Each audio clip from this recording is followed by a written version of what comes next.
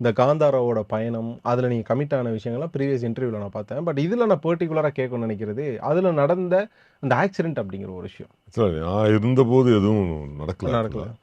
நானும் சோசியல் மீடியால பார்த்து தான் சில விஷயங்கள தெரிஞ்சுக்கிட்டேன். ம்.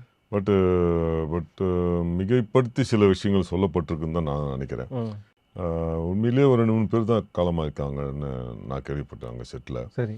டைரக்டருக்கே வந்து ஒரு ஆக்சிடென்ட் ஆச்சுன்னு கேள்விப்பட்டு ரொம்ப அதிர்ச்சியாகி ஆமாமாமாமாமா. டைரக்டருக்கு மெசேஜ் எல்லாம் கூட take care sir, be careful அப்படின்னு சொல்லிட்டு ஒரு மெசேஜ் மட்டும் அனுப்பிச்சேன். ம். அதுக்கப்புறம் நேரில் போய் கேட்கும்போது, ஆமாம் ரிஸ்க்கானது உண்மைதான், பட் ம். எவ்ரிபடி இஸ் சேஃப் அப்படின்னு சொன்னாங்க.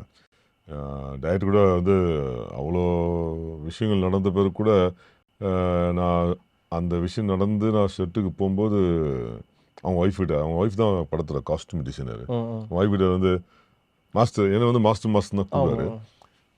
மாஸ்டர் வந்து எனக்கு எஸ்எம்எஸ் அனுப்புறாரு, இந்த மாதிரி டேக் கேர் சார் அப்படி இப்படின்னு.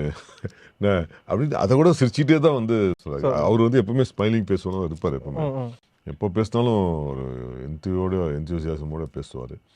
ஸோ அதையுமே வந்து அவர் வந்து ரொம்ப சீரியஸாக எடுத்துக்காம அவர் படத்து மேலே மட்டுமே கான்சன்ட்ரேட் பண்ணி பண்ணார்.